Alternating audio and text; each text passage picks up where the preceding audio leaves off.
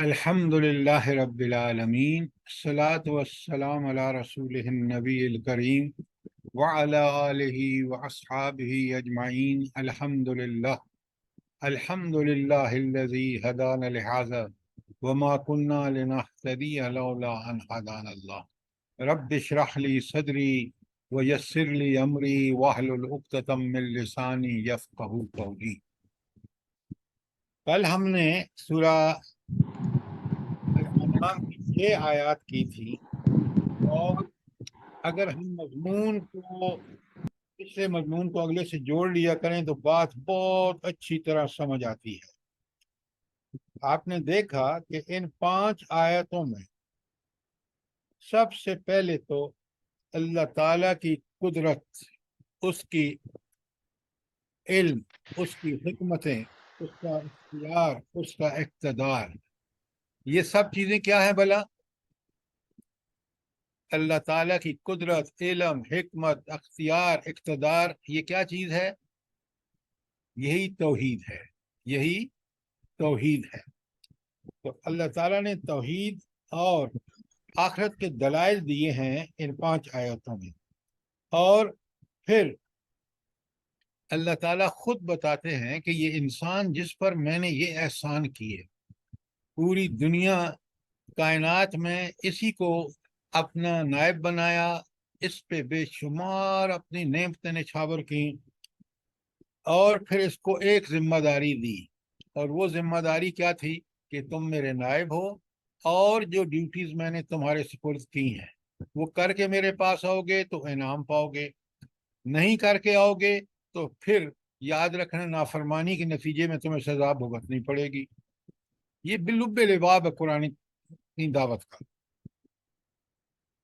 اچھا، اب قرآن ان کو پوری طرح نتائج سے بھی، کہ اگر تم نہیں کرو گے نا تو پھر کیا نتائج تمہیں بھگتنے ہوں گے، انذار کیا ہوگا، اس کی تفصیل قرآن نے پھر کھول کھول کے بتائی ہے۔ اور پھر انسان سب سے زیادہ ایک بات سمجھے، قرآن بڑی کمال کی اللہ تعالیٰ کا کلام ہے، ایسی چیزیں بیان ہوئی ہیں کہ انسان کی عقل دنگ رہ جاتی ہے، اور قرآن کے دلائل انسان کو حق کو منوا کے چھوڑتے ہیں اگر ذرا برابر رسی اس میں حقائق کو تسلیم کرنے کی ہو تو۔ اگر اس نے کفر پہ اور تکذیب پہ اس نے آمادہ ہے تو پھر اس کو کوئی چیز سمجھا نہیں سکتی۔ یہ بات اچھی طرح سمجھیں، یہ اللہ رب العالمین کا بڑا کرم ہے کہ ہمیں اس نے اس قرآن کے ساتھ جوڑ دیا ہے۔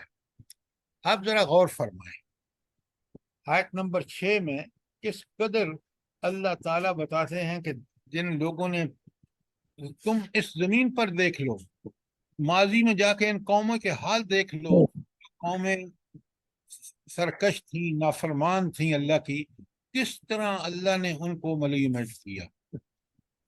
ملیمیٹ کرنے سے پہلے ہر قوم میں ایک نبی بھیجا۔ یہ مضمون ہے پورا سورہ آراف کا بھی، سورہ ہود کا بھی، اور کئی مکی صورتوں کا۔ قوموں کا نام لے لے کے اللہ تعالیٰ نے بتایا کہ یہ ہیں وہ لوگ جنہوں نے ناشکری کی انتہا کی۔ اللہ رب العالمین نے انبیاء کو مبعوث فرمایا تاکہ وہ ان کی اصلاح کریں۔ اللہ تعالیٰ نے ان کو مہلت دی، جب اس پر بھی باز نہیں آئے تو پھر اللہ تعالیٰ کہتے ہیں کہ تم ذرا زمین میں چل پھر کے تو دیکھو، تمہیں سمجھ آ جائے گی، تمہیں پتہ جائے گا کہ اللہ رب العالمین نے پھر ان نافرمان اور ان قوموں کو جن کو اللہ تعالیٰ نے سب کچھ دیا تھا، مہلت بھی دی تھی، وہ نہیں سنبھلے تو پھر ان کا کیا حشر ہوا۔ اب ذرا میں آپ کے سامنے اسی حوالے سے آیت نمبر 6 پڑھ رہا ہوں سورہ الانعام کی۔ بسم اللہ الرحمن الرحیم۔ الم یروا کم اہلکنا من قبلہم من قرن، کیا وہ دیکھتے نہیں ہیں کہ ہم نے ان سے پہلے کتنی قوموں کو ہلاک کیا۔ ہاں، مکناہم فی الارض، ہم نے انہیں زمین میں وہ اقتدار بخشا تھا، ما لم نمکن لکم، وہ جو تمہیں نہیں بخشا، وہ تم سے بہت ترقی میں بھی، دنیاوی اس میں ٹیکنالوجی میں بھی، اور ہر قسم کے فنوں میں تم سے بہت زیادہ ماہر تھے۔ اور اللہ فرماتے ہیں ان کو ان کی گرفت سے پہلے وَأَرْسَلْنَا السَّمَاءَ عَلَيْهِمْ مِدْرَارًا، تو اللہ تعالیٰ فرماتے ہیں ہم نے ان پر آسمان سے خوب بارشیں برسائیں. وَجَعَلْنَا وَجَعَلْنَا وَجَعَلْنَا الْأَنْهَارَ تَجْرِي مِنْ تَحْتِهِمْ، اور ان کے نیچے سے نہریں بہا دیں. یہ تو تھے نا اللہ کے انعامات، یہ تھی اللہ کی مہلت. جب وہ انہوں نے حرکتیں کی، گناہ کی انتہا کر دی، تو آگے سنے رب کیا فرما رہے ہیں. فَأَهْلَكْنَاهُمْ، پھر ہم نے ان کو ہلاک کر دیا، تباہ و برباد کر دیا، بِذُنُوبِهِمْ، ان کے گناہوں کی وجہ سے. تو قومیں تباہ کب ہوتی ہیں؟ یہ بڑی نوٹ کرنے کی بات ہے. جب آج اللہ تعالیٰ کی نعمتوں کی ناشکری کیجیے، جب گناہ کرتے، جب فرمانیاں گناہ کیجیے. کرتے ہیں. دیکھیں آیت کے اندر رہیں، وَأَهْلَكْنَاهُمْ بِذُنُوبِهِمْ، اللہ تعالیٰ فرماتے ہیں میں نے ان کو ہلاک کیا ان کے گناہوں کی وجہ سے، ان کی نافرمانیوں کی وجہ سے، جو حد سے گزر گئے تھے. اللہ تعالیٰ کا کرم دیکھیں، اس نے پہلے انبیاء بھیجے، انہوں نے ہدایت دی، ان کو مہلت دی کہ تاکہ وہ باز آ جائیں. جب باز نہیں آئے تو گناہوں کی حد کر دی، تو پھر اللہ تعالیٰ نے ان کو پکڑا اور ان کے گناہوں کی وجہ سے پکڑا. آج آپ دیکھ لیں کس دیدہ دلیری سے ہم اس ملک میں اللہ تعالیٰ کی نافرمانیاں کر رہے ہیں، عوام ہوں یا خواص ہوں، دونوں دیکھ لیں. بڑے غور سے دیکھیے، اور قرآن بڑی ہدایت اور عبرت کی کتاب ہے. کس طرح آپ دیکھیں پوری تاریخ کا جائزہ پیش کر دیا کہ قومیں، اللہ تعالیٰ نے دیکھیں نا، ابتدا دیکھیں، مٹی سے پیدا کیا، پھر اس کو کیا صلاحیتیں دے دی. سورہ 3 میں فرمایا کہ وَلَقَدْ خَلَقْنَا الْإِنسَانَ فِي أَحْسَنِ تَقْوِيمٍ، بہترین ساخت پہ، بہترین صلاحیتیں. آپ پہلی 5 آیات میں پڑھ کے آئے کہ اللہ نے کس طرح انسانوں پر عظیم احسان فرمایا ہے.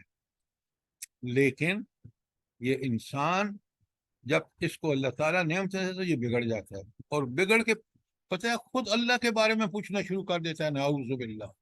جس کی وجہ سے اس کا وجود قائم ہے، جس کی وجہ سے وہ سانس لے رہا ہے اس کے حکم سے. تو لہٰذا یہ بڑی اہم آیت ہے جو آیت نمبر 6 ہم پڑھ رہے ہیں. اس کس حوالے سے؟ انذار کے حوالے سے، کہ اللہ رب العالمین جب مکذبین جو ہوتے ہیں، جو اللہ کو جھٹلاتے ہیں اور حد کر دیتے ہیں، مہلت سے بھی نہیں باز آتے، اللہ ان کی تباہی جو ہے اور ہلاکت جو ہے وہ یقینی بنا دیتے ہیں. یہ اللہ کی سنت ہے، کوئی استثناء نہیں ہے. یاد رکھیے کلام الہی ہے، اس میں یہ بیان ہوا، یہ حقائق ہیں. لہٰذا اللہ تعالیٰ فرماتے ہیں فَأَهْلَكْنَاهُمْ بِذُنُوبِهِمْ، اور ہم نے ان کے گناہوں کی وجہ سے ان پر ہلاکت اور تباہی ڈال دی. وَأَنشَأْنَا مِن بَعْدِهِمْ قَرْنًا آخِرِينَ، اور پھر اللہ تعالیٰ نے کیا کیا؟ اللہ تعالیٰ فرماتے ہیں ہم نے ان کے بعد دوسری امتوں کو پیدا کر دیا. وہ آپ کو پتہ ہے وہ خالق بھی ہے اور احسن الخالقین ہے. تو اللہ تعالیٰ جب زمین فساد سے بھر جاتی ہے تو اس قوم کو برباد کر کے مٹا دیتا ہے، اور جب مٹا دیتا ہے تو پھر اس دوسری قوم کو لے آتا ہے، اس کا امتحان شروع ہو جاتا ہے. تو اس آیت سے بڑا کلیئرلی ہمیں سمجھ آتا ہے کہ رب کے جو احسان ہیں اس کے شکر کے نتیجے میں ہم اللہ تعالیٰ کی عبادت کریں، اس کی نافرمانیوں سے مکمل طور پر بچیں. کیوں کہ ان کی نافرمانیوں اور گناہوں میں جب حد کر دیتا ہے تو پھر اللہ کی سنت ہمارے سامنے آئے گی کہ اللہ ان کو ہلاک کر دیتا ہے. اچھا، اب قرآن کی جب قرآن سے تشریح کرتے ہیں تو بڑی بات سمجھ آتی ہے. تو اللہ تعالیٰ فرماتے ہیں دوسری جگہ، بڑا غور سے سنیں، بالکل ایسی آیت جو اس کو کھول کے رکھ دیتی ہے، آیت نمبر 6 کو.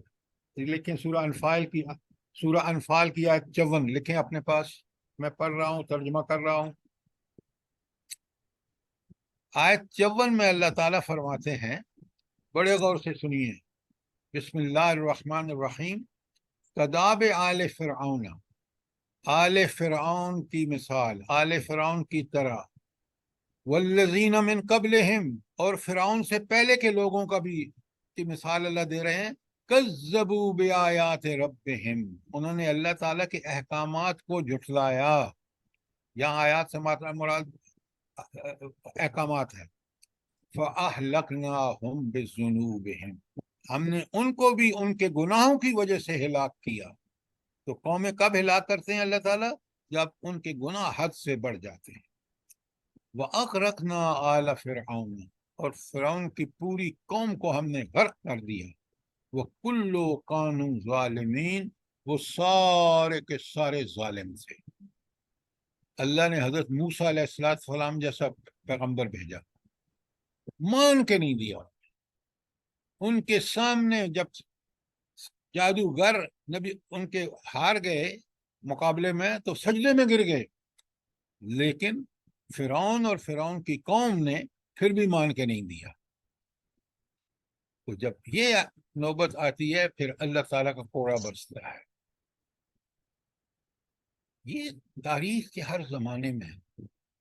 آپ اگر آج بھی غور سے دیکھیں، آپ کے پڑوسی ملک افغانستان میں کیا ہوا؟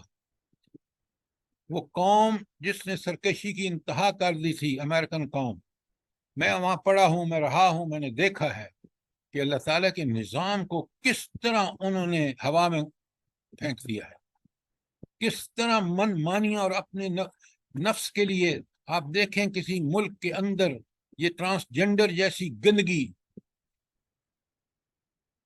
اللہ تعالیٰ نے افغانستان میں ان کو وہ سبق سکھایا کہ آج بھی زخم چاٹ رہے ہیں.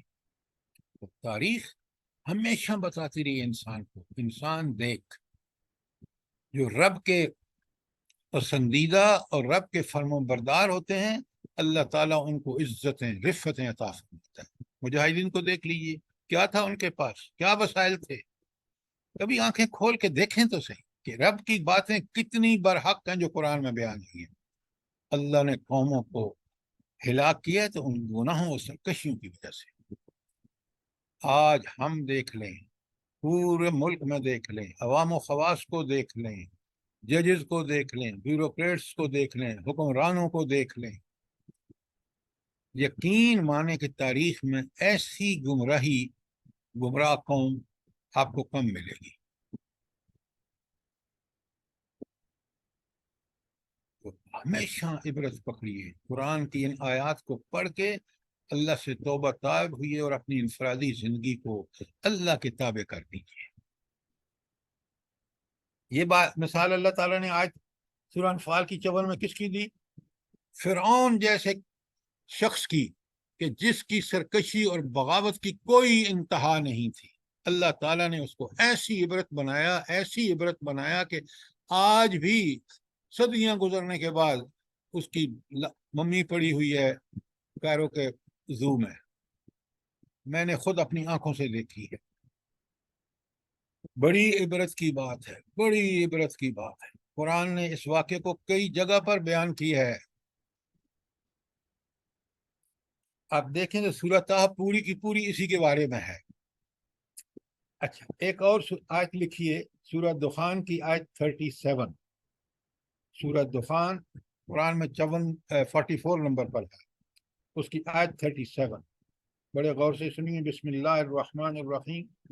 اہم خیر ام قوم تبع، کیا یہ لوگ بہتر ہیں جو آج کے گناہ گار ہیں یا قوم تبع؟ یہ قوم تبع بھی بڑی نافرمان تھی.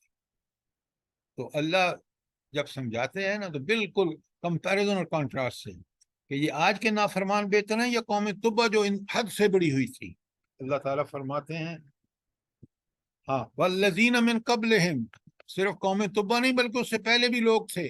فرعون کے بارے میں جب فرمایا تو آپ اوپر دیکھ لیں کہ فرعون اور اس سے پہلے لوگ جو بھی نافرمان ہوا ہے، کیونکہ اللہ آپ پیچھے آیت 5 میں دیکھ چکے ہیں، پہلی 5 میں کہ طاقت، قدرت، اختیار وہ تو اس کے ہاتھ میں ہے، وہ جب چاہے جس وقت چاہے، لیکن وہ ہر کام عین عدل کے مطابق کرتا ہے. جب قومیں نبی بھیجتا ہے، ہدایت قرآن کتاب بھیجتا ہے، رسول بھی آتا ہے، سمجھاتا ہے، منتیں کرتا ہے، اپنا پیغام اللہ کا پہنچانے کا حق ادا کرتا ہے، پھر بھی اگر نہیں باز آتے پھر مہلت دیتا ہے، اس کے بعد پھر تباہ کرتا ہے۔ تو یہاں سے اللہ نے فرمایا کہ یہ تمہارے گناہ گار آج کے زیادہ بہتر ہیں یا زیادہ گناہوں میں طاق ہیں، یا قوم تبع تھی، یا اس سے پہلے لوگ تھے۔ اہلکناہم، ہم نے ان کو ہلاک اور برباد کیا۔ یہ رب کے کمال دیکھیں۔ اور انہم کانوا مجرمین، تباہ کیوں کیا؟ وہ مجرم تھے۔ اللہ تعالیٰ ورنہ الرحمن بھی ہے اور رحیم بھی ہے، کہ وہ اس کی رحمت حد سے بھی بڑی ہوئی ہے اور دائمی بھی ہے۔ دنیا میں آپ دیکھ لیں، اللہ تعالیٰ بغیر اس کے کہ وہ مومن ہے یا غیر مومن ہے، دنیا میں سب کو دے رہا ہے، لیکن دنیا میں بھی گرفت ہوگی۔ کس کی؟ مجرموں کی، ان لوگوں کی جو گناہوں میں ڈوب جائیں گے۔ یہ تھی آیت 6۔ اب ہم چلتے ہیں آیت نمبر 7 تک۔ اگر کوئی سوال یا کوئی کامنٹ ہو تو ضرور دیجیے۔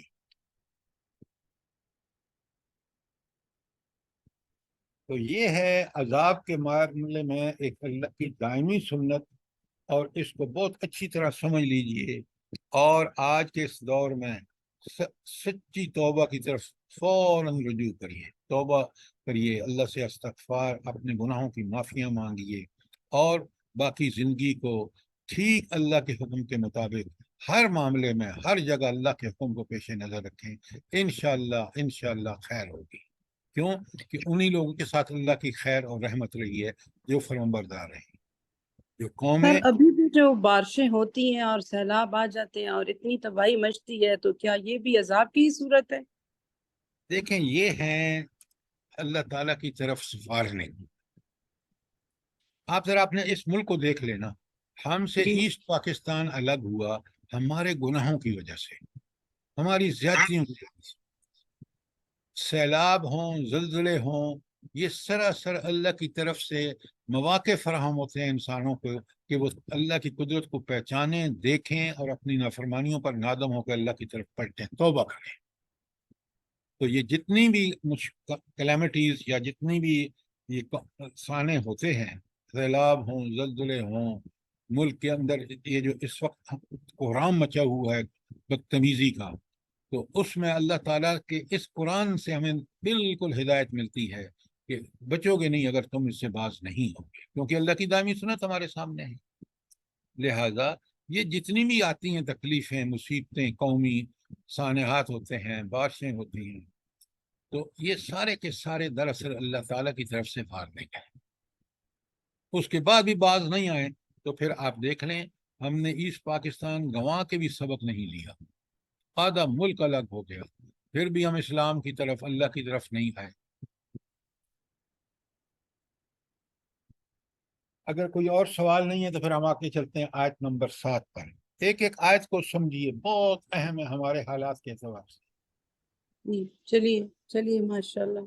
اچھا، اب یہاں آپ دیکھیں کہ قرآن اور ہمیں بہت اچھی طرح سمجھنا چاہیے، انبیاء کے ساتھ جو مذاق اڑایا، حالانکہ وہ کس نے بھیجے تھے؟ اللہ تعالیٰ خود اپنے نبی سے کہتے ہیں کہ اے نبی، یہ آپ کو نہیں جھٹلا رہے، یہ اللہ تعالیٰ کے احکامات کو جھٹلا رہے ہیں۔ اب آپ خود دیکھیں کہ اسی نبی کو کہتے ہیں یہ صادق بھی ہے اور امین بھی ہے، مشہور ہے۔ بیسط سے پہلے جو ہی اللہ کا پیغام آتا ہے، آپ صلی اللہ علیہ وسلم ان کو بتاتے ہیں کہ دیکھیں، اللہ کی عبادت کرو، ان بتوں کو چھوڑ دو، ان بچیوں کو زندہ گور مت کرو، اور یہ اللہ کی عبادت میں گزارو وقت، فوراً اس کے مخالف ہو جاتے ہیں اور طرح طرح کے جھوٹ گھڑتے ہیں۔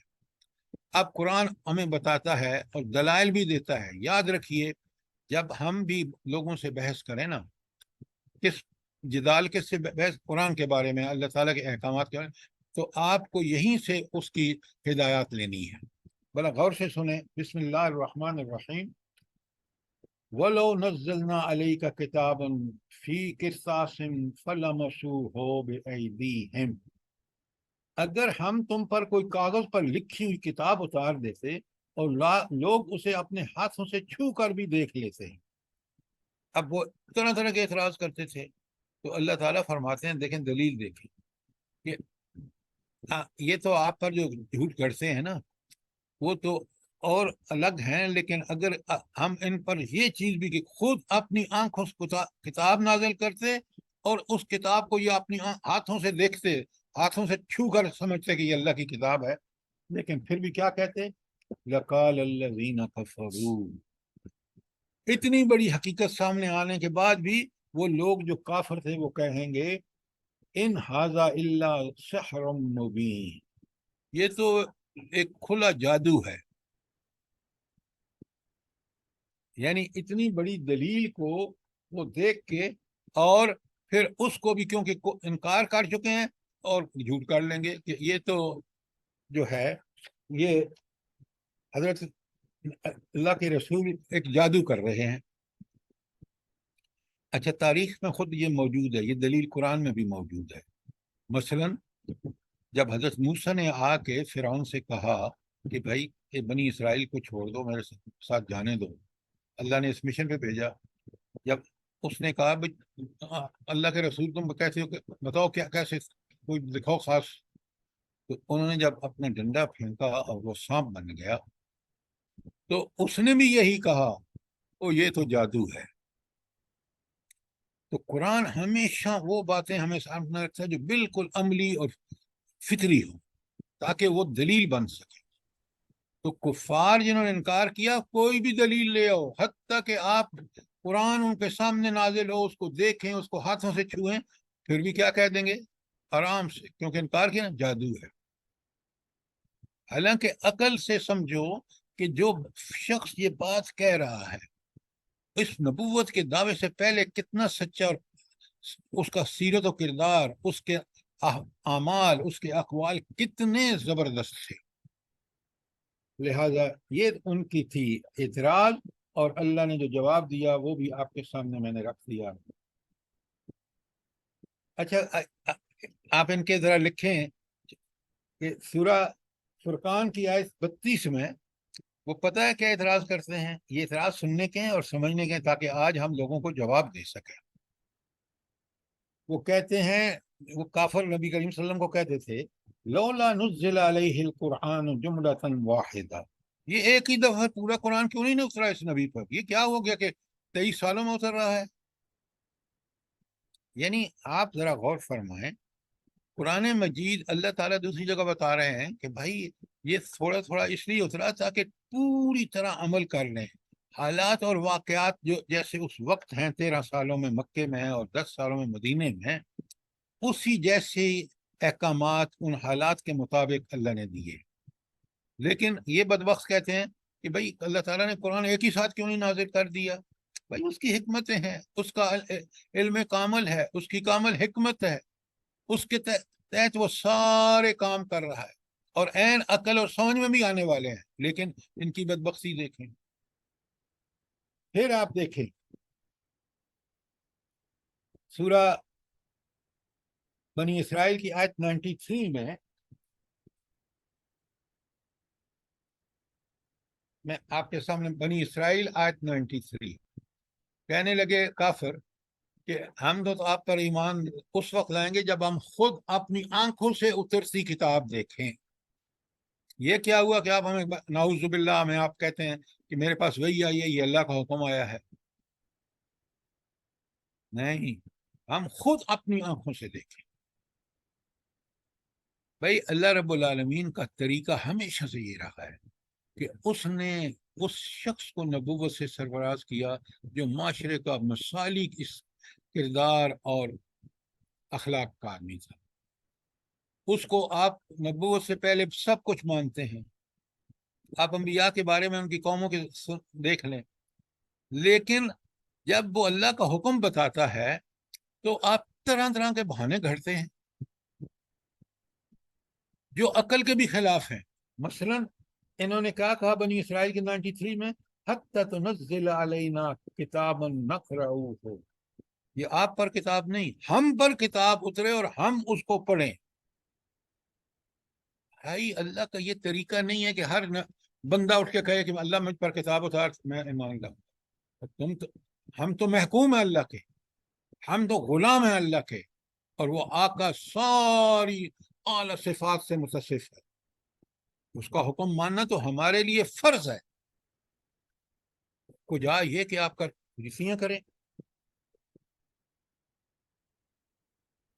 تو اس لیے اللہ تعالیٰ نے اپنے نبی کو بار بار فرمایا کہ آپ ان کے جو اگر سوالوں پہ توجہ دیں گے نا، ان کے مطالبات پر، تو یہ مطالبات ان کے بڑے گھڑ گھڑ کے گھڑتے ہیں، اور کبھی مطالبہ پورا ہونے کے بعد انہوں نے ایمان نہیں لایا۔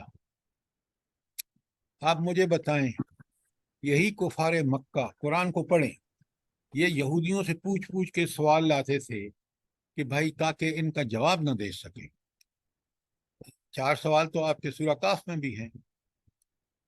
نبی کریم صلی اللہ علیہ وسلم نہ صرف ان کا جواب دیتے بذریعہ وحی اللہ کی طرف سے، بلکہ اس کو ان پر الٹ اپلائی کر کے بتاتے۔ اس کے باوجود وہ ایمان لے کے آئے؟ نہیں، بالکل نہیں۔ اس لیے رب العالمین فرما رہے ہیں کہ نبی صلی اللہ علیہ وسلم کو تسلی دے رہے ہیں کہ یہ مان کے نہیں دیں گے۔ آپ کیا کریں؟ آپ یہ برحق اللہ کا پیغام لوگوں تک پہنچانے کا، اور جس نے ماننا ہے وہ مان لے، جس نے انکار کرنا ہے بے شک انکار کر دے۔ آئیں گے میرے پاس، ماننے والوں کو انعام دوں گا اور نہ ماننے والوں کو سزا دوں گا۔ یہ میری دائمی، میرا فیصلہ ہے، میرا اٹل فیصلہ ہے۔ لہذا اس بات کو سمجھیے اور ہم اپنی اصلاح اس قرآن کو سمجھ کے کریں کہ قرآن نے جو کچھ فرمایا ہے برحق ہے۔ کافروں کے اعتراض نہ عقل سے، نہ تاریخ سے، نہ کسی لاجک سے ٹھیک ہیں، کیونکہ اللہ کو جب مان لیں آپ کہ وہی میرا خالق، مالک، رازق، حاکم ہے، تو آپ کو بلا چوں چراں اس کے احکامات کی تعمیل کرنی چاہیے۔ یہ ہے قرآن کے ماننے والے کا کام، اور یہی چیز کھول کے یہاں بیان کی گئی ہے۔ اچھا، یہ بڑے آج بھی آپ دیکھیں نا، دلائل یہ اتنے پیارے ہیں، اتنے ٹھیک ہیں کہ آج بھی زمانہ کوئی بھی ہو یہی دلائل ہوں گے۔ یہ لوگ جو لاجک لے کے آتے ہیں نا مغرب کا، قرآن کو ثابت کرنا کے لیے کوئی قرآن محتاج ہے کہ اس کو مغرب کے دلائل چاہیے، اسے کسی فلسفی کے دلائل چاہیے؟ نہیں نہیں نہیں نہیں، ہرگز نہیں۔ قرآن کے خود اپنے دلائل عین فطری ہے، انسانی فطرت کے مطابق ہے، سمجھ آنے والے ہیں اور عقل میں اترنے والے ہیں۔ لہذا اس بات کا بندہ خاص خیال رکھے کہ جب بھی بحث و مباحثہ ہو تو قرآن ہی کے دلائل جو ہیں وہ پیش کرے۔ اس کے بعد اگر ضرورت پڑتی ہے تو اس بندے کو اس کی سمجھ کے مطابق، اس کے پروفیشن کے مطابق دنیا سے مثالیں دی جا سکتی ہیں، لیکن سب سے پہلے قرآن اور قرآن کے دلائل۔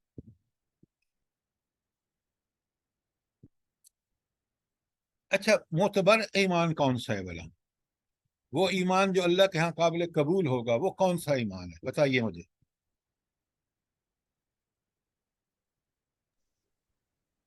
یقین والا ایمان۔ دیکھیں، یہ تو آپ نے بالکل بات ٹھیک کی ہے، لیکن یہ یقین والا ایمان کون سا ہے؟ عقیدہ پختہ ہوگا۔ پھر آپ بہت مومل بات کریں، بات بالکل اسپیسیفک، تاکہ بندہ انگلی رکھ کے کہے۔ جی، کوئی اور؟ سر جو قرآن اور سنت کے مطابق ہوگا ایمان ہمارا۔ کامل ایمان۔ سر جو حکم اللہ کا ہوگا اور طریقہ نبی صلی اللہ علیہ وسلم کا ہوگا۔ اچھا، یہ سر ساری باتیں آپ کی ٹھیک ہیں، لیکن اگر آپ ایک تو عام بیک آدمی، وقت اللہ سے بیک وقت اللہ تعالیٰ سے امید بھی، اللہ تعالیٰ سے خوف بھی اور اللہ سے محبت بھی ہو۔ یہ تو ایمان ہے، یہ تو ایمان ہے۔ میرا سوال یہ تھا آپ سے کہ ایمان، کون سا ایمان اللہ کو پسند ہے اور قبول ہے؟ یہ سارے اعمال، ایک منٹ، آپ سارے اعمال کی بات کر رہے ہیں۔ یہ سر کسی کا مائک کھلا ہوا ہے اور ڈسٹرب کر رہے ہیں۔ خدا کے لیے اپنے مائک بند کریں، ورنہ ہمیرا بیٹا ان کے مائک بند کرو جن کے مائک کھلے ہیں۔ بڑے غور سے سنیے، اصل میں اللہ کو ایمان وہ قبول ہے یہ جو ساری باتیں آپ کہہ رہے ہیں نا، اللہ کو ہم نے دیکھا تو نہیں ہے، ہم نبی صلی اللہ علیہ وسلم اور قرآن کی بات پر یقین کر کے اپنے غیب میں جو اللہ غیب میں اس کے بارے میں بالکل اپنا عقیدہ، اپنی یقین درست کر رہے ہیں۔ غیب والے اللہ رب العالمین کو ایمان بالغیب ہے، اور یہ غیب یقین اس وقت ہوگا جیسے ہم واقعتاً اس کو پوری طرح سمجھ چکے ہیں۔ اب وہ قرآن و سنت ہے، اور پوری طرح سمجھنے کا نتیجہ اعمال ہے۔ بات کو بڑی اچھی طرح سمجھیے۔ تو ایمان وہ جو غیب کا ایمان، معجزوں والا ایمان نہیں کہ ہم یہ معجزہ دکھا دو تو ہم مومن ہو جائیں گے۔ بھائی اللہ نے ہماری فطرت ایسی بنائی ہے، اللہ نے ہدایت کا سلسلہ خود اپنے ذمے لیا ہے، اس نے نبی بھیجا ہے، تو ہم کیوں نہ اس نبی پر یقین کریں؟ اس نے تو کبھی زندگی میں جھوٹ بولا ہی نہیں ہے۔ جب یہ نبی ہے اور اللہ کا بھیجا ہوا ہے تو پھر مجھے کوئی اور پروف کی ضرورت نہیں ہے، کیونکہ میرا یقین ہے کہ وہ رب جس نے میرے لیے ضمانت دے رکھی ہے کہ وہ مجھے ہدایت پہنچائے گا، اس کا طریقہ یہی رہا ہے حضرت آدم سے لے کر محمد رسول اللہ صلی اللہ علیہ وسلم کے آخری نبی تک۔ تو میں اس بات پر یقین غیب سے کروں، اور یقین بھی ایسا کہ اس بن دیکھے خدا کو اس کا غلام بن جاؤں، اس کا عبد بن جاؤں، اس کی عبادت کروں، اس کی پرست پوجا کروں، اس کے احکامات کی خلاف ورزی نہ کروں۔ یہ سارے اعمال ہیں یقینی ایمان کے بعد۔ بہت اچھی طرح بات کو سمجھیے، یقین ہی ایمان کا باعث ہے۔ یہ 20-25 سال تک کیوں لڑتے رہے ہیں افغان مجاہدین؟ مسلسل قربانیاں دیتے رہے ہیں، یقین تھا۔ کافروں کو اپنے وسائل اور اپنی ٹیکنالوجی پر یقین تھا، اور ان کو نہت سے مجاہدین کو اللہ کے کی فتح اور نصرت کا یقین تھا۔ اب دونوں میں دیکھ لیں کون ثابت ہوا۔ یہ تاریخ اور قرآن کا فیصلہ ہے۔ باتوں کو اوپر کے نہ لیجیے، اندر جا کے دیکھیے، سمجھیے، پھر ہمیں ایمان وہ نصیب ہوگا جو صحابہ اور صحابیات کا ایمان تھا، جو اللہ کے رسول صلی اللہ علیہ وسلم کا ایمان تھا۔ تو سر ہم کہہ سکتے ہیں کہ کامل ایمان جو ہے وہ غیب والا ایمان ہے۔ غیب والا کون سا ایمان؟ بالکل ٹھیک، جس میں اللہ کی جو صفات یہاں بیان ہوئی ہیں قرآن میں، جو نبی کریم، وہ بالکل ایبسولوٹ ٹروتھ ہے، وہ برحق ہے۔ دیکھیں نا، میں جب یہ سمجھ لیتا ہوں میرا کارساز، میری بگڑی بنانے والا، نفع نقصان کا مالک ایک اللہ ہے، طاقت اور قدرت اس کے پاس ہے۔ اب مجھے بتائیں میں کسی سے ڈروں گا؟ میں کوئی حق کام چھوڑوں گا؟ میں ہر برے کام سے رکوں گا۔ یہ وہ یقین اور ایمان ہے جو غیب، اللہ غیب میں ہے، لیکن اس کی ساری صفات، سارے اس کے جو اللہ کے وہ ہیں ایٹریبیوٹس، اس کو مان کے زندگی گزاروں، یہ وہ ہے یقین ہے۔ یہ پیدا ہو جائے تو اب کسی اور دلیل کی ضرورت نہیں، کیونکہ قرآن و سنت کے دلائل نے مجھے مطمئن کر دیا ہے۔ بات کلیئر ہے؟ اچھا، اب جی اگر سر۔ آگے چلتے ہیں آیت نمبر 8 اور 9 میں، دیکھیں نا قرآن کے دلائل دیکھیں۔ ہم ثواب کے لیے پڑھ کے گزر جاتے ہیں اور اس سے محروم رہتے ہیں کہ یہ کتنا بڑا حق بیان ہوا ہے۔ بسم اللہ الرحمن الرحیم، وقالو، اور یہ کافر کہتے ہیں۔ میں نے کافر اس لیے کہ کافروں کی بات ہو رہی ہے۔ وقالو، اور یہ کافر کہتے ہیں، لولا انزل علیہ ملک، کمال ہے، اس نبی پر کوئی فرشتہ کیوں نہیں اترتا؟ وَلَوْ أَنزَلْنَا مَلَكًا، اگر ہم فرشتہ اتار دیتے، لَقُضِيَ الْأَمْرُ، تو پھر اب فیصلہ ہو چکا ہوتا۔ جب ظاہراً فرشتے نازل ہوتے ہیں نا، نبی پر تو جبرائیل الامین آتے تھے، وہ وہی دیتے تھے، لیکن ان کا مطلب کیا ہے کافروں کا؟ کافروں کا مطلب یہ ہے کہ اس نبی پر ہم دیکھیں کہ واقعتاً یہ فرشتہ آیا ہے، یہ ملا ہے، یہ چیز اس نے دی ہے، یہ ہم دیکھنا چاہتے ہیں، اور ایسا فرشتہ ان پر آدم۔ اللہ فرماتے ہیں جب اس طرح کے فرشتے آتے ہیں نا، پھر وہ عذاب کے فرشتے ہوتے ہیں، اور اللہ تعالیٰ ان کو عذاب کے لیے بھیجتا ہے اور پھر وہ اس عذاب کی وجہ سے قوموں کو تباہ و برباد کر دیتے ہیں۔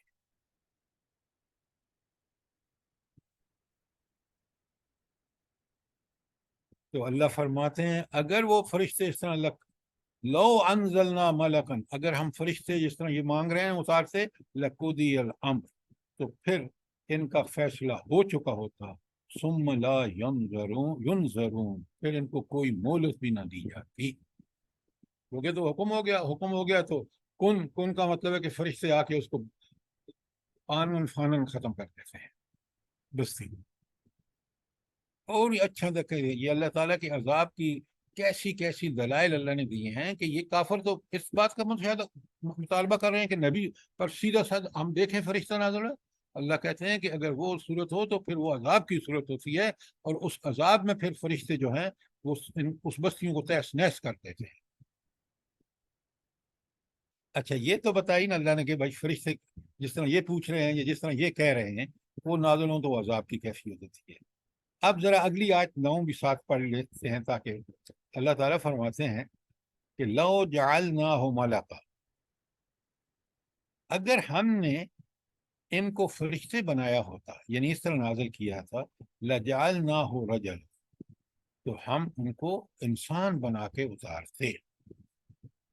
دیکھیں نا وہ جس کا مطالبہ کر رہے تھے وہ اسی طرح کہ جس طرح انسان فرشتے اترتے، اور اللہ تعالیٰ کہتے ہیں جب میں فرشتے اتارتا تو میں ان کو انسان ہی تو بنا کے اتارتا تاکہ ان کو نظر آتا، اور اس وقت وہ کیا کہتے، وَلَلَبَسْنَا عَلَيْهِمْ مَا يَلْبِسُونَ، تو وہ اسی شبہ میں ڈالے رکھتا اللہ تعالیٰ جس میں وہ اب مبتلا ہے۔ کیا مطلب ہے کہ وہ دیکھتے یہ تو ہمارے جیسے انسان ہیں، تو ان کو پتہ بھی نہ چلتا کہ یہ فرشتے ہیں، ان کی عقل میں بھی نہ آتا، ان کو اتنی وہ سمجھ بھی نہیں دی گئی، لہذا اس وقت بھی یہ اسی شبہ میں رہتے جو شبہ میں اب مبتلا ہے کافر۔ دیکھیں نا یہاں آپ ایک بات سمجھیں، نقطہ یہ ہے کہ جب اللہ تعالیٰ کی قدرتوں، حکمتوں، علم، اختیار اور اقتدار کو آپ مان لیتے ہیں تو آپ اس طریقے کو بھی جو نبی آ کے صادق ہوتا ہے بتاتا ہے کہ یہ اللہ کا طریقہ ہے، آپ اس کو مان لیتے ہیں، مطمئن ہو جاتے ہیں، حکم آتا ہے آپ تعمیل کرتے ہیں، اس کے نتیجے میں آپ کی اصلاح ہوتی ہے، آپ کا سیرت و کردار بنتا ہے، آپ ایک ایسی قوم بنتے ہیں کہ عرب کے جاہل جب اس قرآن پہ عمل کرنے لگے تو انہوں نے دنیا کی اس وقت کی 2 بڑی طاقتوں روم اور اس کو ایرانی کو تہس نہس کر دیا حضرت عمر کے دور تک۔ نتائج ہمارے سامنے ہے۔ شبہ تو جب ہوتا نا کہ یہ باتیں غلط نکلتی، تاریخ کا کوئی زمانہ ہو دیکھ لیں، یہ قرآن کی حقانیت کے ثبوت ہیں، یہ دلائل ہیں، یہ اس وقت سمجھ آئیں گے جب ہم قرآن کو سمجھیں گے۔ قرآن صرف ثواب کی کتاب نہیں ہے، قرآن تو انسان کو دنیا کا امام بنا دیتی ہے۔ تو اس لیے اللہ تعالیٰ فرماتے ہیں کہ اگر فرشتے کو رسول بنا کر انسانی شکل میں بھیجا جاتا، اس صورت میں بھی ان لوگوں کو وہی اشکال پیدا ہوتا یا اشکال پیش آتا جو اب آ رہا ہے، یعنی یہ کہتے یہ تو انسان ہے، یہ پیغمبر کیسے ہو سکتے ہیں، یہ وہ کہتے ہیں۔ اب ذرا سنیے جو میں نے بات اس کا خلاصہ سنیں، ایمان وہی معتبر ہے جو غیب میں رہتے ہوئے اور عقل و فطرت کے ان دلائل کی بنیاد پر لایا جائے جس کی دعوت انبیاء نے دی ہے، نہ کہ وہ حقائق کا بس چشم میں سر مشاہدہ یعنی اپنی آنکھوں سے دیکھ لینے کے بعد لایا جائے۔ فرمایا جب یہ بات یہاں تک پہنچ جائے تو فرشتے اعلانیہ اترنے لگیں تو پھر اس وقت جو ہے پھر اللہ کا عذاب ہی آ دھمکے گا اور ان کو مہلت بھی نہیں دی جائے گی۔ یہ ہے آیت کا مفہوم۔ اب اگر کوئی سوال ہے تو ضرور پوچھیے، کوئی کامنٹس ہیں تو بتائیے۔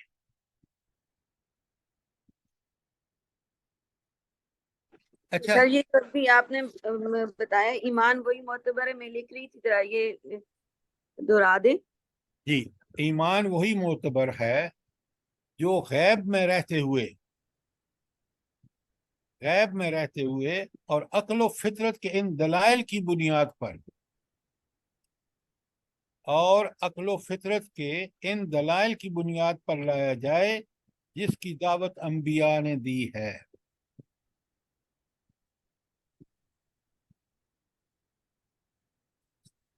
اچھا، اب یہاں ایک سوال کا جواب دیجئے کہ یہ توحید جو ہے کہ اللہ طاقت، قدرت، اختیار سب اس کے پاس ہے، اس کے عقلی اور فطری دلائل کیا ہیں بھلا؟ جلدی بتائیں، اس کے عقلی اور فطری دلائل کیا ہیں کہ اللہ جو بیان ہوا قرآن میں بالکل ٹھیک ہے، اس کے دلائل کیا ہے؟ قرآن نے دلائل دیے ہیں بھائی۔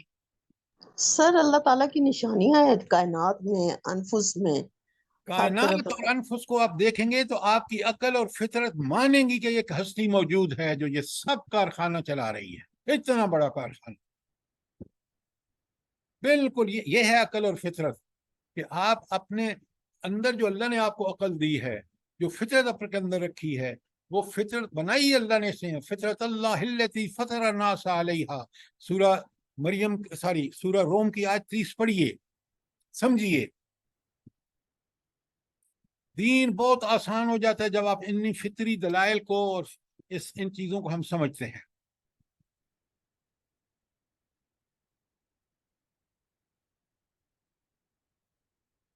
کوئی سوال یہاں تک، کوئی کامنٹس؟ اچھا، ایک بات یاد رکھیں، جب انسان اس غیب کو دیکھ لیتا ہے نا اور اللہ ظاہر کر دیتا ہے، پھر اس کی کوئی ریکویسٹ اللہ تعالیٰ نہیں مانتا، کیونکہ اب اس نے ظاہر میں عذاب کو دیکھ لیا۔ مثلا فرعون نے جب دیکھا نا ڈوب رہا تھا، اور فوراً اس نے کہا، کیا کہا؟ آمنت برب موسیٰ و ہارون، میں موسیٰ اور ہارون کے جس کا انکار کر رہا تھا ان کا نام لے کے کہا۔ اللہ نے کہا الان اب تو یہ باتیں کہتا ہے؟ جب نبی آیا تمہارے سامنے، اس نے سب کچھ بیان کیا، دکھایا، تمہارے ان کو جادوگروں کو شکست دی بھری محفلوں میں، اس وقت تم نے نہیں مان کے دیا۔ جب یہ غیب ظاہر ہو جاتا ہے نا، قیامت میں بھی کیا ہوگا دیکھیں نا، جو قیامت آئے گی کسی کی توبہ قبول نہیں ہوگی، کیوں؟ اس وقت تو سب کچھ ظاہر ہو چکا جو قرآن بتا رہا تھا۔ اب ایمان لانے کا کیا فائدہ؟ اللہ نے تو نبی انبیاء بھیجے، کتابیں بھیجی، تمہیں فطرت دی، تمہیں ذرائع اور وسائل دیے تاکہ تم اس اللہ کو پہچانو۔ آفاق اور انفس میں ساری نشانیاں بھی رکھ دیں، ان کو روز دیکھتے ہو۔ بات کو سمجھیے، قرآن انسان کو بہت بڑی بصیرت عطا فرماتا ہے۔ وہ ہر عمل کے لیے اس کے پاس دلیل ہے کہ میں اپنے رب کو راضی کر رہا ہوں، اس کی رضا ہی میرا مطمع نظر ہونا چاہیے اس دنیا میں، آخرت میں مجھے جنت ملے گی۔ جی، کوئی سوال یہاں تک؟ السلام علیکم سر۔ وعلیکم السلام ورحمۃ۔ سر میں نے یہ پوچھنا تھا کہ جب دجال آئے گا اس ٹائم لوگوں کی توبہ کا دروازہ بند ہو جائے گا یا ابھی گنجائش ہوگی توبہ کی؟ دیکھیے، وہ بہت بڑی آزمائش ہوگی، بہت بڑی، ہر نبی نے وارن کیا۔ اس میں سب سے بڑی بات یہ کہ اس سے پہلے آپ کا ایمان کامل ہونا چاہیے کہ یہ قدرتیں تو ساری اللہ کے پاس ہیں۔ اللہ نے وہ دجال کو جو قدرتیں جو اس کے پاس ہوں گی، وہ اللہ الہی کچھ قدرتیں ہوں گی۔ وہ ہمارا امتحان ہوگا کہ فتنہ اس لیے تو ہوگا کہ وہ ایسی آزمائش ہوگی کہ ہم دیکھیں گے کہ اس کے پاس تو وہ سارے وسائل ہیں، لیکن مومن جو پکا سچا مومن ہوگا وہ کہے گا یہی وہ دجال ہے جس کے بارے میں قرآن اور حدیث ساری احادیث میں کھول کے ہر نبی نے بھی بتایا اور احادیث میں بھی بتایا گیا۔ تو اس دجال سے آپ نے بچنا ہے، تو آپ اس وقت توبہ کوئی نہیں۔ وہ جو لوگ دجال کے پیچھے جائیں گے ان کے ایمان انتہائی کمزور ہوں گے، اسباب والے ایمان ہوں گے، اللہ والا ایمان نہیں ہوگا۔ اسباب اس کے پاس دیکھیں گے، اس کے پیچھے ایمان لے آئیں گے۔ بھائی آج آپ نہیں دیکھتے کہ آج کس طرح ہم غلام ہیں طاغوت کے، جانتے بوجھتے ہوئے۔ آپ دیکھیں، آج مجھے جب ملا تو میں رات کو سو نہیں سکا کہ ہم نے کراچی ایئرپورٹ کا کچھ حصہ دے دیا ہے UAE والوں کو۔ कोई मुल्क अपने असासे इस तरह बेचता है जिस तरह हम बेच रहे हैं? मुल्क भी वो, दुबई वालों के पास क्या है मुझे बताएं ना। हमें तो, हमारे पास तो बेहतरीन एग्रीकल्चर सिस्टम, बेहतरीन मेहनती लोग, यूएई में जाके वो काम कर रहे हैं। तो ये जो वसाइल है ना, इनको जब करप्शन होती है तो ये मुल्क किस तरह कंगाल हो जाते हैं। आप अपनी मिसाल को, अपने मुल्क की मिसाल को देखिए, गौर कीजिए।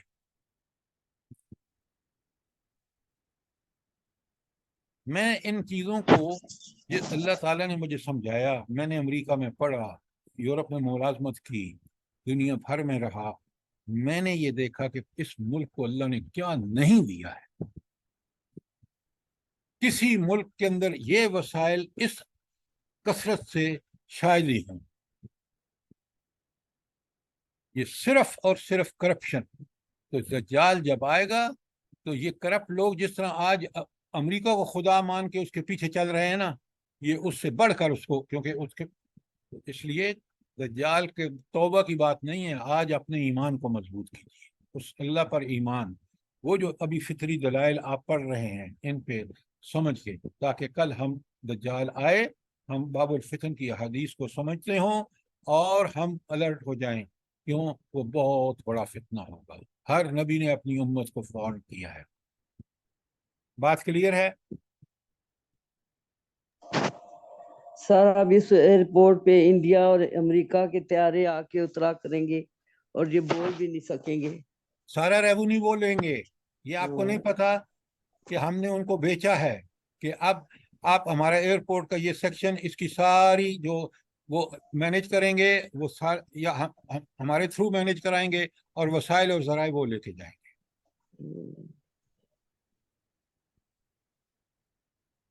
आपको पता है जो चीजें बिक रही हैं, उनकी जमीनों की कीमत, जिस जमीन पे वो हैं उसकी कीमत उससे कहीं ज्यादा है। सामान और फैक्ट्रियां और वो तो अलग बात है, खुद जमीन की कीमत जो है वो उनसे कहीं ज्यादा है जो उनसे हम डील कर रहे हैं उस कीमत से। पहले ये पीटीसीएल को इसी तरह बेच चुके हैं औने पौने दामों। तो अल्लाह ताला से देखें, हम अपने इन चीज़ों से हमारा ज़रूर ताल्लुक़ है, हमें परेशान भी होना चाहिए, लेकिन सबसे बड़ी परेशानी जो है आगे आज भी आ रही है कि वो है कामयाबी आखिर, वो है अल्लाह ताला की रज़ा में। और अल्लाह ताला की रज़ा है उसकी इताअत और फर्माबरदारी में, उसके और उसके रसूल की। अल्लाह ताला मुझे भी और आपको भी ये तौफीक अता फरमाए। अब आज हम यहीं पर रुक जाते हैं। आयत 9 हमने ख़त्म की है, 10 और 11 इंशाअल्लाह कल करेंगे। ये मजमून बहुत ही, ये जो आप देखें ना, ये दो सूरतें आप नोट फरमा लें। ये सूरह अनाम जो है, ये क्योंकि 12वें 13वें साल में नाज़िल हुई है मक्के में, तो ये बिल्कुल कुरान के निचोड़ है हिदायत और तालीमात का। और आप देख रहे हैं कि शुरू से अल्लाह ताला बताते हैं कि लोगों, मक्के वालों से कह रहा है उस वक्त, और आज हमें फरमा रहे हैं अल्लाह ताला कि जरा बाज आ जाओ, उस रब की एहसानों को देखो, उसकी नेमतों को देखो, तुम तो गिन भी नहीं सकते, उसका शुक्र अदा करो। और अगर ना शुक्री करोगे तो ये देख लो मैंने साबका कौमों के साथ क्या उनको हिलाकत दी, उनके गुनाहों की वजह से वो कैसे बर्बाद हुए। फिरौन की मिसाल दी, उससे पहले लोगों की मिसाल दी, कौम तुब्बा की मिसाल दी। तो कुरान तो इंतजार कर रहा है, कुरान वार्निंग दे रहे कि बंदे बन जाओ, सीधे हो जाओ। अभी तो तुम्हें, अल्लाह ना करे, तुम्हें फितना दज्जाल देखना पड़ेगा। अल्लाह ताला मुझे भी और आपको इस कुरान को पढ़ने, समझने, इस पर अमल करने और इसकी दावत देने की तौफीक अता फरमाए। अब आमीन। आप में से कोई दुआ मांग ले ताकि हम आज का ये प्रोग्राम खत्म करें।